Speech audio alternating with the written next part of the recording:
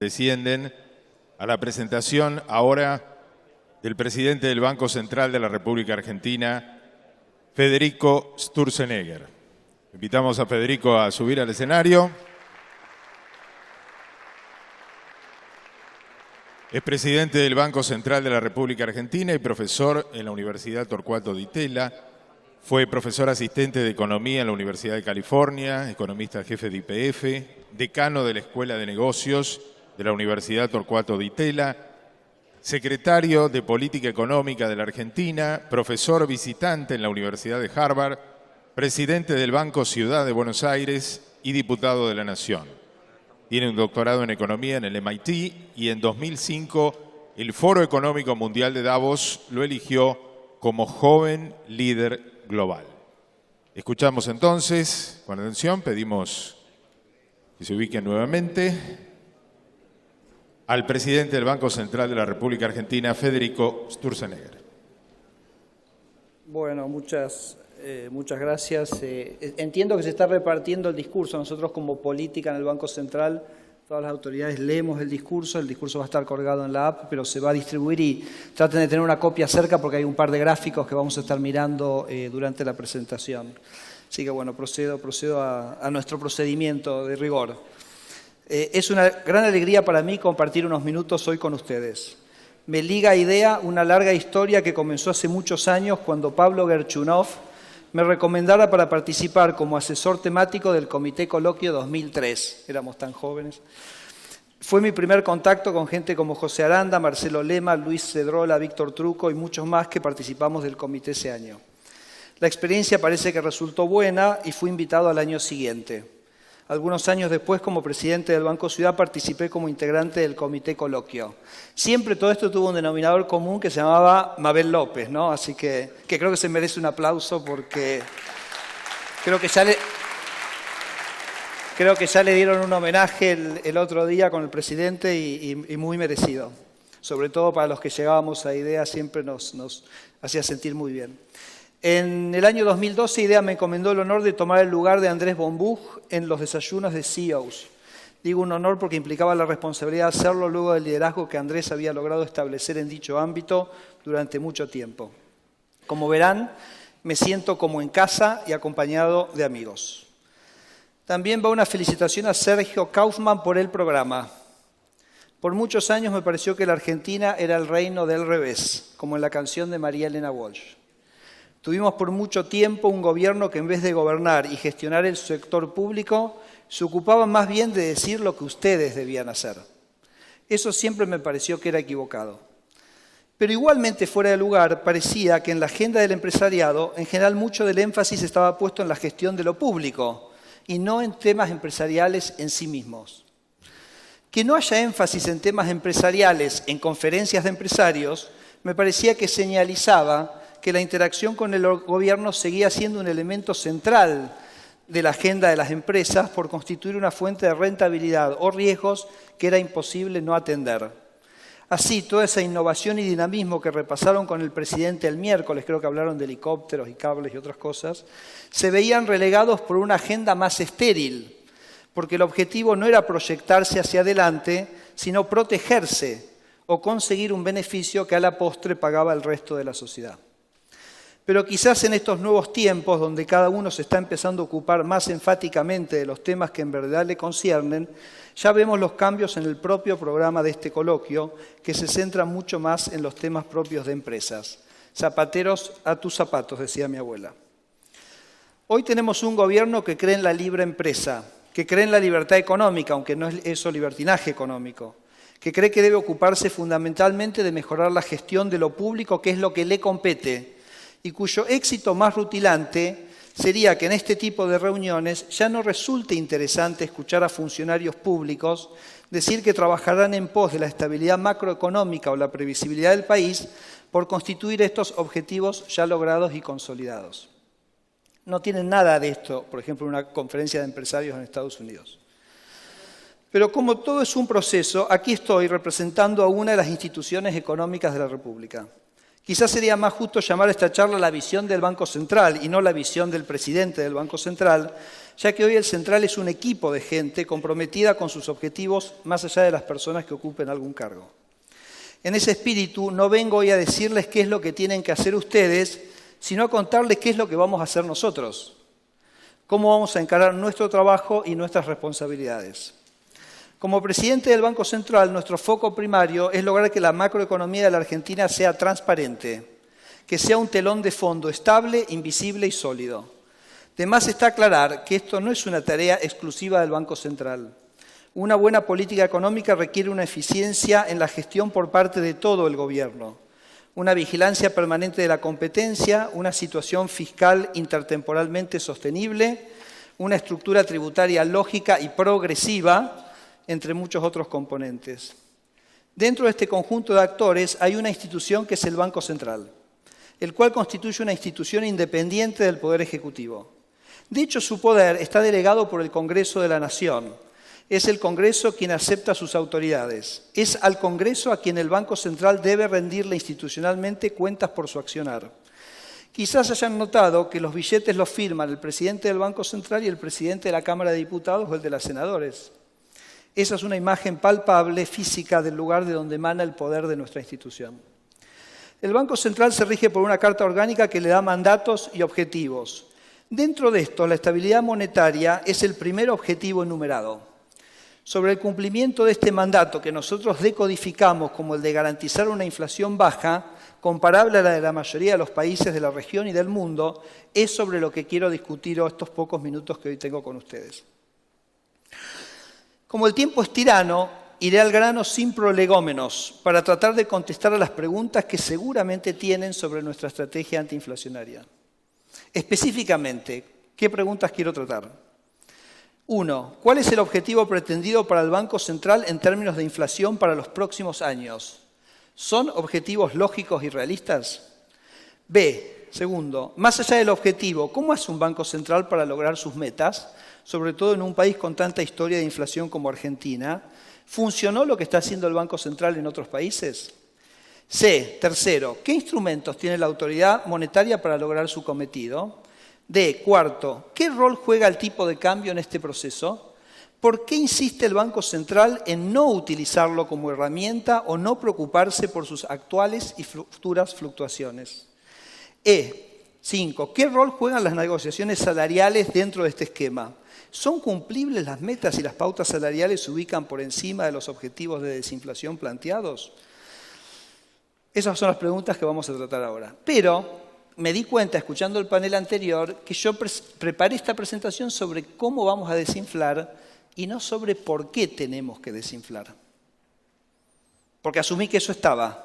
El que quiera ver un desarrollo de eso, tengo un discurso que di en Fiel hace unas semanas. ¿Por qué digo esto? Porque a nuestro entender hay básicamente dos motivos fundamentales por los cuales hay que desinflar. El primero es que no hay crecimiento económico estable y sostenido si no hay inflación baja. La experiencia de todos los países es que tuvieron que bajar la inflación a un contexto internacional, a un estándar internacional para empezar a crecer. No hay absolutamente ninguna evidencia de que bajar la inflación es recesivo en Argentina. Todo lo contrario. Toda la evidencia apunta a que Argentina ha tenido años de crecimiento económico cuando baja la inflación. De hecho, el 2016 es un propio ejemplo. Tenemos el primer semestre recesivo con alta inflación y el segundo semestre que va a ser mucho mejor con baja inflación. No hay daño colateral de bajar la inflación. El daño colateral es de mantener la inflación y de no luchar contra la inflación. Y hay un tema también que no tiene que ver con lo macro, que es lo redistributivo. El impuesto inflacionario le come el 20% del ingreso al decil más pobre, mientras que le toma solamente el 2 o el 3% de ingresos al decil más rico. Entonces, si también, como trabajamos a la mañana, nos interesa la pobreza, hay un objetivo absolutamente impostergable de bajar la inflación, que es la distribución del ingreso y la lucha contra la pobreza. Pero no me centré, porque me pareció que dado el público, mi interés es que discutamos cómo vamos a bajar la inflación y no por qué, pero no quería dejar de hacer esos comentarios. Vamos entonces, ¿cuáles son los objetivos pretendidos por el Banco Central? Sobre nuestros objetivos creo que a esta altura no hay mayores dudas. El Banco Central apunta a un objetivo de inflación mensual del 1,5 o menos en el último trimestre de este año. Una inflación de entre 12 y 17% el año que viene, de entre 8 y 12% en 2018 y de 5% a partir de 2019. Hace unos meses, cuando establecimos la primera meta del 1,5% mensual para el último trimestre, el anuncio fue tomado con bastante escepticismo.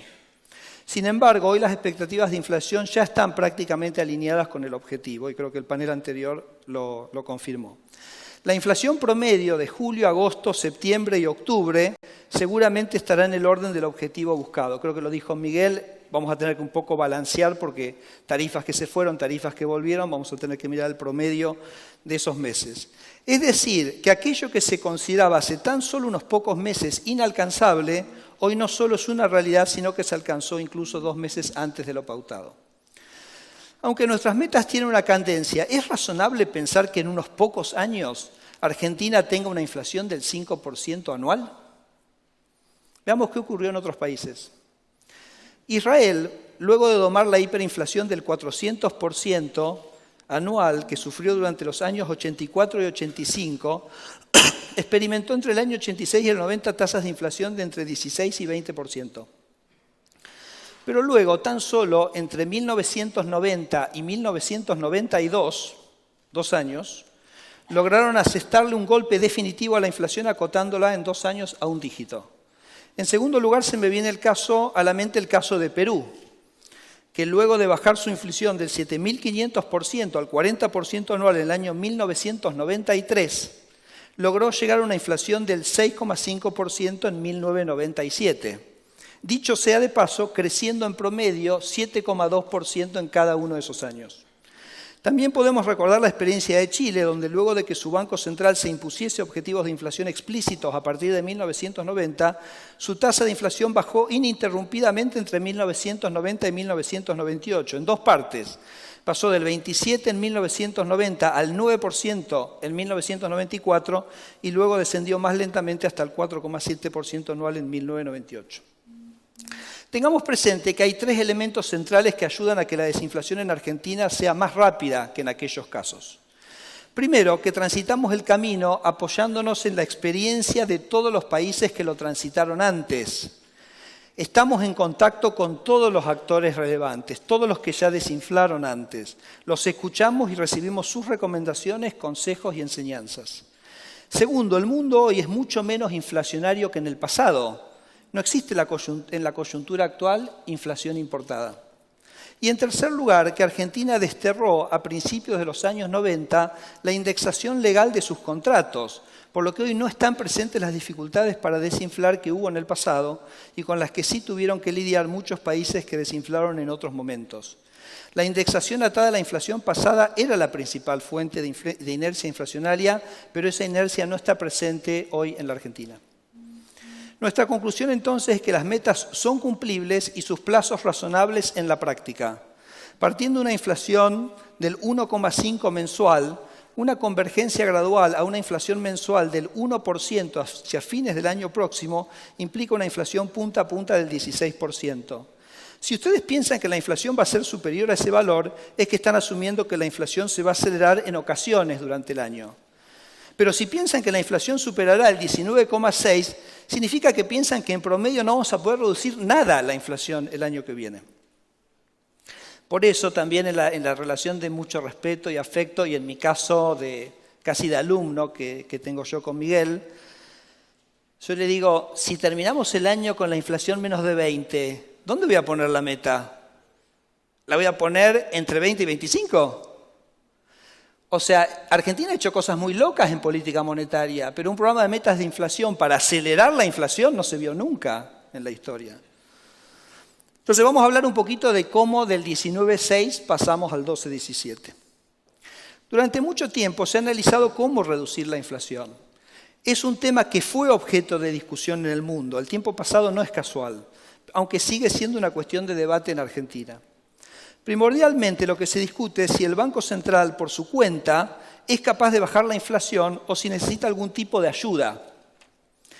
Obviamente la situación fiscal tiene que ser intertemporalmente sustentable, pero esto lo doy por sentado ya que tengo el convencimiento de que el gobierno tiene un programa fiscal consistente y sustentable, que es un poco, se habló en el panel anterior, y que también el Banco Central ya se ha pronunciado en algunos otros discursos sobre eso.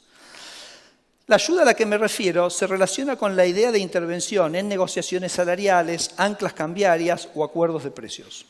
Todas cosas que ya han sido intentadas en el pasado, debo decir con escaso éxito, si no, no estaríamos hablando de este tema en este momento. Con respecto a esta cuestión, primero quiero empezar citando unas palabras que le escuché a Mario Draghi en una reunión que compartimos hace unos meses. Entonces le voy a citar un texto, acá el que va a hablar es Draghi. Le voy a contar lo que nos leyó Draghi en una reunión. Y dice así: en el último medio siglo, los bancos centrales han transitado un largo camino definiendo el modo en que abordan sus funciones de estabilización macroeconómica. Aún hacia fines de los recientes años 70, las visiones respecto de la eficacia de la política monetaria para lograr la estabilidad de precios todavía divergían entre los bancos centrales de las economías avanzadas. Algunos, como el Banco Central de Alemania, el Bundesbank y el de Suiza, el Swiss National Bank, ya estaban comprometidos con la implementación de medidas monetarias para controlar la inflación. Pero otros, como la Reserva Federal de Estados Unidos y varios bancos centrales de Europa, permanecían con enfoques pesimistas en este respecto, creyendo que la política monetaria constituía un medio ineficiente para domar la inflación y que era mejor emplear otro tipo de políticas. Draghi. Sigue Draghi. Ilustrando esta visión, el presidente de la Fed, William Miller, sería como el equivalente de Yellen en ese momento, en su primer comité de política monetaria en marzo de 1978 sostuvo que la inflación será encomendada a la Reserva Federal. Y eso definitivamente es una mala noticia, decía el de la Fed. Un programa efectivo, entonces, ¿qué decía Miller? Un programa efectivo para reducir la tasa de inflación debe extenderse más allá de la política monetaria y necesita ser complementado con programas diseñados para fomentar la competencia y corregir problemas estructurales. Decía Miller. Dice Draghi que decía Miller. Retoma Draghi. Dice, en este contexto de timidez respecto de la efectividad de la política monetaria, las expectativas de inflación eran propensas a desanclarse, abriendo la puerta a oleadas de alzas de precios que alcanzaron por aquella época el orden de los 2 dígitos. El resultado fue una etapa denominada de estanflación, donde tanto la inflación como el desempleo aumentaron en tándem. La lección de política, sigue Draghi, la lección de política que emergió de este periodo fue que el crecimiento económico sostenible, crecimiento económico sostenible, no podía estar separado de la estabilidad de precios y que la estabilidad de precios a su vez dependía de una política monetaria creíble y comprometida. Desde 1979 en adelante, con la asunción de Volcker como presidente de la Fed, los bancos centrales convergieron hacia esta orientación y se hicieron cargo plenamente de cumplir sus objetivos en materia antiinflacionaria. A medida que el renovado compromiso para controlar la inflación fue comprendido, las tasas de inflación cayeron abruptamente en un contexto de mejor anclaje de las expectativas. Los bancos centrales abandonaron la noción autoabsolutoria de que la estabilidad de precios dependía de otras autoridades no monetarias. Y ahí termina la cita. Vale la pena, ahora retomo yo, vale la pena reflexionar sobre estos párrafos para comprender que en el mundo se ha derrotado a la inflación, que eso se ha logrado porque los bancos centrales se han hecho responsables de la tarea de reducirla y que sus instrumentos han probado ser suficientes y los resultados contundentes. Asimismo, cabe destacar que todos los países que se embarcaron en un programa de metas de inflación coherente y consistente lograron domar la inflación. Según estudios que realizamos en el Banco Central, los países en desarrollo que adoptaron regímenes de metas de inflación redujeron sus tasas de inflación de un promedio de 82% anual en los 10 años previos al establecimiento formal del esquema institucional a una inflación de 6% anual promedio en los 10 años posteriores. Si los países que pusieron su política monetaria al servicio de la desinflación lo lograron, ¿por qué no habríamos de lograrlo nosotros? Esto nos lleva naturalmente a la tercera pregunta. ¿Qué instrumentos usa o tiene la autoridad monetaria para lograr su cometido? A rigor de verdad, el sistema y el accionar del Banco Central y los regímenes de metas de inflación en general es extremadamente sencillo de explicar y entender. Si no les queda clara la mecánica, aprovechamos para refrescarla. Cuando sube la inflación, la tasa de referencia de la política monetaria sube. Esto quiere decir que la política monetaria se hace más restrictiva o contractiva. Si la inflación cae, la tasa de referencia de la política monetaria cae. La política monetaria se relaja. Termina la explicación. El uso de la tasa de interés como instrumento central de política monetaria es la norma en todos los países que adoptaron esquemas de inflación. No estamos inventando nada, no estamos siendo simplistas. Estamos haciendo lo que hicieron los países que triunfaron en este tema. La misma, entonces, el uso de la tasa de interés como instrumento central de política monetaria es la norma en todos los países que adoptaron esquemas de metas de inflación. La misma opera vía 3 canales. Primero, la tasa de referencia incide sobre el resto de las tasas de la economía, la liquidez y el crédito, lo cual impacta a su vez sobre el gasto agregado. Segundo, la tasa influye sobre el tipo de cambio. El tercer canal es que la decisión de tasa, acompañada por una transparente y fluida comunicación por parte del Banco Central, incide sobre las expectativas de inflación. Si la sociedad percibe que la autoridad monetaria utilizará sus instrumentos con plena independencia en pos de bajar la inflación, esta información sobre la dinámica futura de los precios se incorporará en la formación de precios y salarios, aún antes mismo de que se vean efectos por los otros 2 canales mencionados. Permanentemente ustedes como empresarios tienen que decidir el precio de sus productos en relación al del resto de los bienes. Cuando la demanda está dispuesta a pagar más por sus bienes, no es fácil para ustedes determinar si esa demanda subió, porque la política monetaria es más expansiva, hay más liquidez y los precios de todos los bienes subirán, o si es porque les aumentó la demanda en particular a alguno de ustedes. En los contextos de alta inflación, los empresarios tienden naturalmente a pensar que todos los aumentos de demanda son el producto de impulsos macroeconómicos. En este contexto, todos los precios irán aumentando a la par de la inflación en general. Es que el nivel de precios de la economía resulta del equilibrio del mercado monetario. Si el gobierno vive emitiendo dinero a su gusto, quiere decir que permanente habrá más dinero del que la gente quiere tener. El precio del dinero en términos de bienes caerá y a eso lo llamamos inflación. En el esquema de metas de inflación, ese desequilibrio entre demanda y oferta de dinero desaparece. Como el Banco Central está dispuesto a absorber todos los pesos que la gente no quiera a la tasa de interés elegida, se apagan de golpe los motores de la inflación. Es por esto que ya, más velozmente quizás que lo esperado, hemos comenzado a ver señales claras del proceso de desinflación que estamos transitando, a pesar del 2,3 de alimentos que decía José. A medida que el BCRA vaya ganando credibilidad, se irá produciendo un cambio en la percepción de todos sobre cuánto de los movimientos de la demanda que enfrentan es real o nominal. Con el tiempo, el estímulo nominal irá menguando. Esto implica que la determinación de los precios se convertirá en un proceso necesariamente más cuidadoso y preciso, porque si el resto de los precios no se mueven, en ese nuevo escenario, mover los precios o subir los precios individuales implica una suba del precio relativo respecto de otros bienes, generando potenciales efectos negativos sobre la ecuación económica de la empresa. Así el Banco Central se convierte en, y acá le voy a copiar una expresión que me dijera alguna vez Javier Goñi, algo así como el relator de Indy, no sé por dónde anda Javier, como una suerte de manómetro que mide el ritmo y el pulso de la dinámica general de la inflación, para que ustedes cuenten con un panorama predecible para informar sus decisiones de precios relativos. Recuerdo que a principio de año tuve una reunión con supermercadistas para explicarles y conversar sobre nuestras decisiones de política. Les dije que aunque veníamos de tasas de expansión monetarias muy altas, del orden del 45%, que fue lo que heredamos, podía asegurarles que para mayo esas tasas se ubicarían por debajo del 20%. Para lograr esa marcada desaceleración, la cantidad de dinero tenía que bajar en términos absolutos. Estábamos tratando de orientar y esclarecer el panorama de sus decisiones de precios, anticipándoles que los shocks nominales iban a desaparecer hacia adelante. Obviamente, cuando uno arranca, la credibilidad no es perfecta. Y en Argentina las palabras se las ha llevado el viento la mayoría de las veces. Pero lo cierto es que para mayo la cantidad de dinero había caído en términos absolutos y la tasa de variación estaba cómodamente por debajo del 20% anual.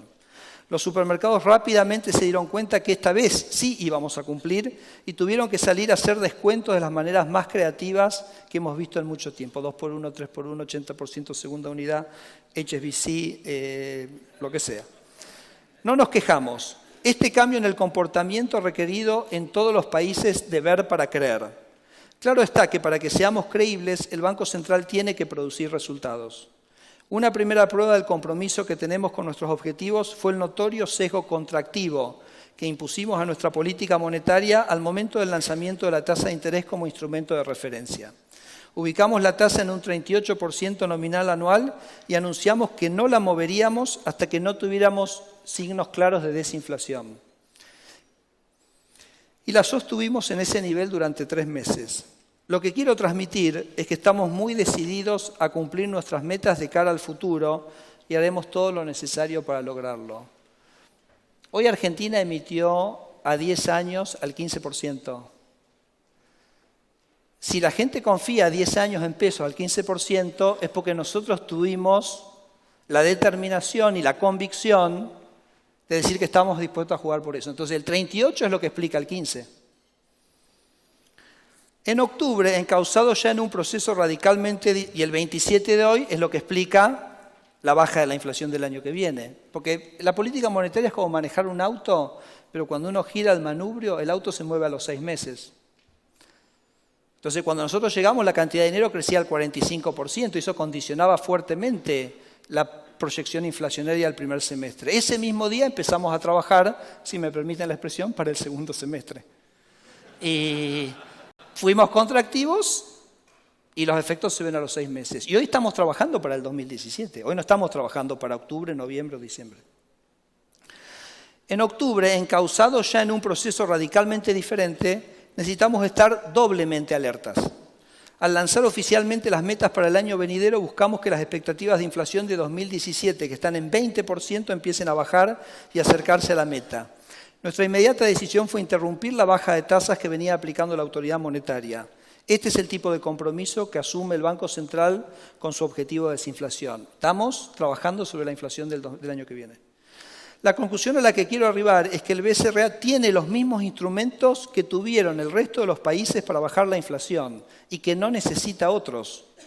A nuestro entender, no somos particulares en esto en absoluto. Hace unos días, la propia presidenta del Banco Central de Israel, Karnit Flug, mujer, comentaba en las jornadas monetarias y bancarias del Banco Central que hoy su inflación está por debajo de su meta del 2% anual. ¿Se acuerdan que les dije que venían de 450%? Su desafío es reaccionar a shocks externos deflacionarios y subir la inflación, pero hace 3 años no logra subir la inflación por encima del 0%. Comentaba que si hace 10 o 15 años le hubieran dicho que el problema del Banco de Israel en unos años iba a ser estar por debajo de la meta, no lo hubiera creído. Pero acá estamos, me decía. Perfectamente igual podría estar Argentina en unos pocos años, con una inflación menor a su meta del 5% anual y con dificultades para arrimarla a ese valor por ser menor. Sé que piensan que es ciencia ficción, pero hay que empezar a... Esto ocurrió en Israel. La verdad es que ni siquiera en relación al tipo de cambio somos particulares. Entonces quiero ir a ese punto que es el tipo de cambio.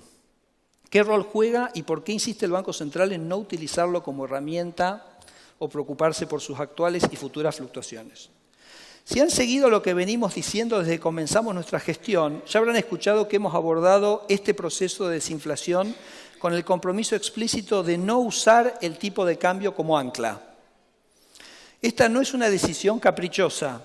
Una economía como la Argentina necesita de la flexibilidad cambiaria para acomodarse a los shocks que eventualmente surjan en la economía global, para lograr así, mediante el movimiento del tipo de cambio, proteger y resguardar a nuestra economía real, nuestros niveles de empleo y nuestras industrias respecto de esos vaivenes internacionales.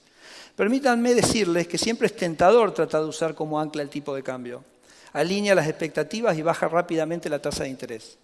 Pero lo que es fácil al principio, más que se compensa con los problemas que vienen después. Con el tipo de cambio fijo, la economía se queda sin válvulas de respuesta frente a los distintos shocks que recibe, por lo que esos ajustes, más tarde o más temprano, se terminan produciendo de una manera más disruptiva y dolorosa. No necesito abundar demasiado en esto, ya que nuestra historia ya nos ha enseñado lo suficiente. Hemos elegido el camino que es un poco más difícil, el de bajar la inflación sin operar sobre el tipo de cambio. Pero el esfuerzo vale la pena porque emergeremos de este desafío con una economía que ostentará la capacidad de acomodarse frente a los vaivenes y malas noticias sin las recesiones o crisis que caracterizaron nuestro pasado. Una economía muchísimo más estable que experimente ciclos reales mucho más suaves. Así, la flexibilidad cambiaria es central para nuestro objetivo de alcanzar una economía argentina que esté más protegida del contexto internacional. Veamos un ejemplo concreto de las virtudes de este esquema cambiario. El año pasado, Colombia, que también tiene un régimen de metas de inflación con tipo de cambio flotante, sufrió el fuerte impacto de la caída del precio del petróleo que colapsó de más de $100 el barril a menos de 30 en pocos meses. Piensen que el petróleo es el 50% de las exportaciones de Colombia, o sea que imagínense el shock que tuvo esa economía. La economía colombiana reaccionó devaluando su moneda un 70%. La inflación subió apenas del 4 al 7% anual y su economía mantuvo, a pesar de ese importantísimo shock negativo, un crecimiento estable del 3,1%. Hasta acá lo que acabo de explicar es fácil de entender y asimilar. Pero la pregunta que surge inmediatamente es si esto funciona o no. Porque yo ya sé lo que están pensando. Acá lo que se piensa es que cuando el tipo de cambio se mueve, los precios se mueven. Es por esta creencia que muchos de mis colegas y muchos de ustedes seguramente piensan que es inevitable usar el tipo de cambio como ancla. Es cierto que los países que vienen de experiencias de alta inflación tienden a experimentar movimientos muy parecidos en sus niveles de precios y sus tipos de cambio. Pero ese movimiento común no implica que una variable necesariamente causa la otra, el tipo de cambio o los precios, sino que ambas responden a una tercera. Dicho de manera sencilla, los precios suben porque la cantidad de dinero crece más allá de lo que la gente quiere tener. Así suben los precios y sube también el precio de las divisas externas, que no es más que otro precio. El tema es que ante tanto moverse juntos, la gente asocia. Se mueve el dólar, se mueven los precios. Cuando en realidad la asociación debería haber sido, hay más emisión que la necesaria y se mueven los precios y el dólar.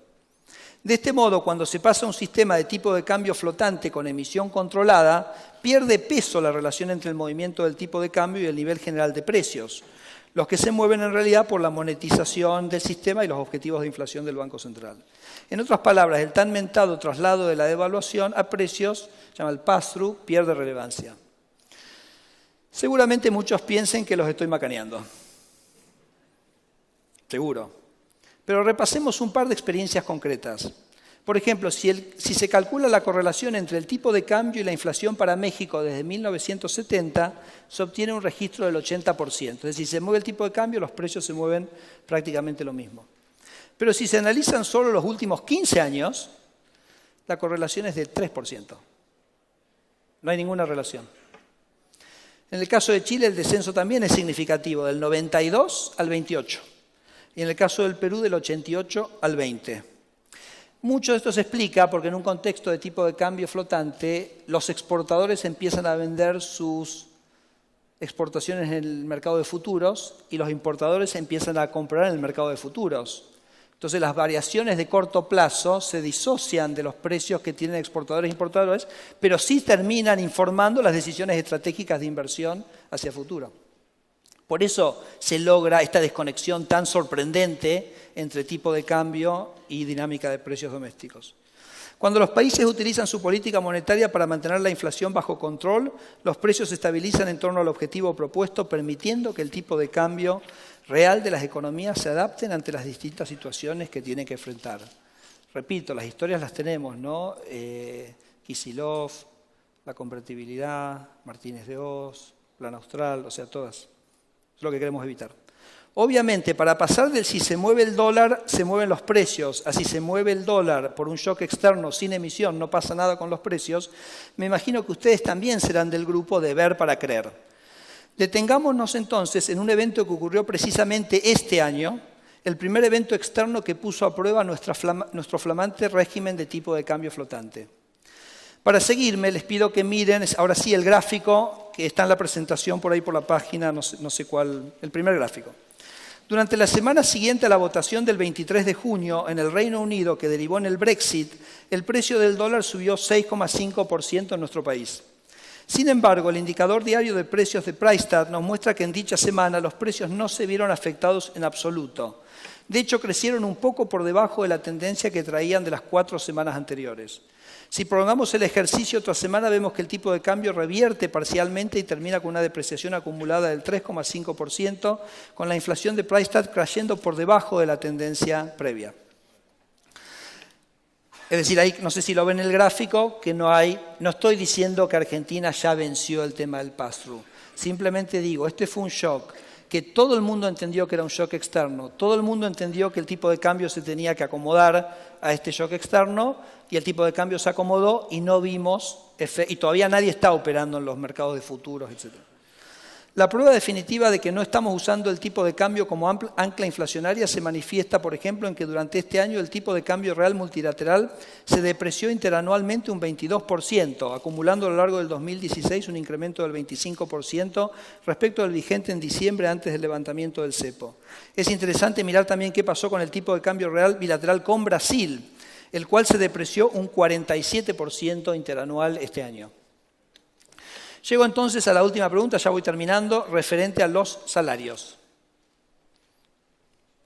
Sé que muchos de ustedes piensan que es muy difícil alcanzar el objetivo de inflación si la negociación salarial no está encuadrada dentro del rango de la meta. Pero esto, la verdad que no es tan así. En lo que a sus costos respecta, lo importante es cómo varían las remuneraciones reales promedio de un año a otro. En un contexto de inflación constante, el mantener los niveles reales promedio de un año al otro se logra mediante acuerdos que equiparan la inflación pasada. O sea, gráficamente sería como un serrucho a una velocidad constante. Entonces, para que el salario real quede constante, se compensa la inflación pasada. Si la inflación se acelera, si uno pensara que la inflación se está acelerando, los acuerdos paritarios deberían ser superiores a la inflación pasada. ¿Por qué? Porque una mayor inflación implica que los salarios pierden poder adquisitivo de manera más rápida, por lo cual se requiere un ajuste adicional en el arranque para compensarlo. Quizás el año pasado tuvo algo que ver con esto porque no había incertidumbre respecto sobre qué iba a pasar con la inflación. Pero si la inflación cae, que es el contexto que está transitando actualmente Argentina, para mantener el salario real promedio constante, el aumento paritario debe entonces ser menor a la inflación pasada. Pero ese número dependerá del momento del año en que se hace la negociación y el cambio en el salario real que se pretende en promedio para dicho sector. Les doy un ejemplo. Imaginen que la inflación del año anterior fue 40% y el año, es hipotético, ¿no? Y al año siguiente la inflación es 0. O sea, no meta, 12, 17, 0. Obvio que depende mucho del sendero puntual de la inflación durante el año, pero siendo concretos, se necesitaría un aumento salarial de una vez de entre 15 y 20% para mantener el salario real promedio constante de un año a otro. O sea, con inflación 0, entre 15 y 20, mantiene el salario real constante. ¿Por qué? Porque en el año anterior, con 40% de inflación, el salario termina muy por debajo del promedio del año. Y eso es lo que hay que recuperar. Pero eso no afecta al proceso de desinflación, porque eso estamos hablando del mismo salario real que el año pasado. De cualquier manera, la situación de cada sector es realmente muy diferente y particular. Hay sectores que hace años vienen experimentando una merma en el salario real y otros donde ha habido aumentos. Pero hay un argumento adicional, indicativo de que los salarios reales deberían aumentar el año que viene. La mayor previsibilidad y certidumbre de nuestra economía, la palpable reducción del costo del capital y la gran rebaja impositiva que ha implementado el gobierno generan cierto espacio para que los salarios reales puedan subir en términos reales. Sería un poco extraño que bajen los costos porque bajan los impuestos, que bajan los costos porque baja el costo del capital y que tuviera también que bajar el costo laboral. Como esa suba del salario real es posible por la baja de otros costos, no afecta ni compromete el escenario de desinflación. Por otra parte, la experiencia nos dice que en años de desinflación los salarios reales tienden a crecer. Solo por poner un ejemplo argentino, mediante la estabilización implementada por el plan de convertibilidad, la inflación bajó de 84% anual en diciembre del año 91 a 17,5% en diciembre del año 92. ¿Qué ocurrió con los salarios en ese año de desinflación? Se incrementaron un 4,2% en términos reales respecto al promedio del año anterior. Ya voy terminando. Resumiendo entonces, los aumentos de los salarios tendrán resoluciones muy diferentes por sector. En algunos casos es posible que se precise una pauta salarial algo por encima de la meta de inflación, aunque probablemente por debajo de la inflación pasada, o claramente por debajo de la inflación pasada, para mantener el salario real constante. Sobre esta base, luego cada sector definirá si se incrementan sus niveles salariales reales o no. Me imagino que estos casos se derivarán en gran medida de lo que se piensa que pasa en la productividad de ese sector en particular. De cualquier manera, la función del BCRA es anunciar e informar a los empresarios y trabajadores cuál será la dinámica de la inflación, lo cual pasaría a ser un dato para la negociación salarial. No consideramos que los salarios son un ancla de nada, aunque creemos que la información y la coordinación de todos los actores con el entendimiento de cómo se moverán los precios representa un elemento de vital importancia para las decisiones que tomen ustedes y los trabajadores. Bueno, con esto creo que hemos respondido, o por lo menos creo haber respondido, o he tratado de responder a muchas de las preguntas cuyas respuestas ustedes esperaban por parte del Banco Central. Quiero terminar simplemente asegurándoles que la sociedad argentina ahora cuenta con una institución totalmente decidida y enfocada en preservar el valor de nuestra moneda. No vamos a inventar nada, simplemente seguiremos un camino que funcionó en muchas otras partes.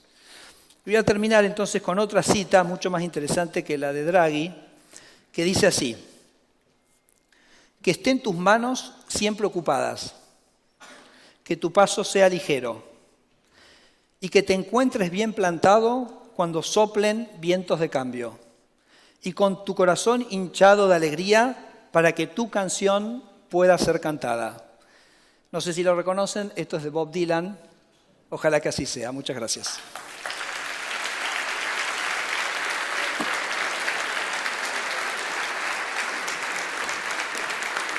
Le agradecemos a Federico Sturzenegger, presidente del Banco Central de la República Argentina.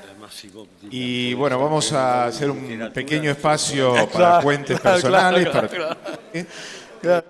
Sí. Breve.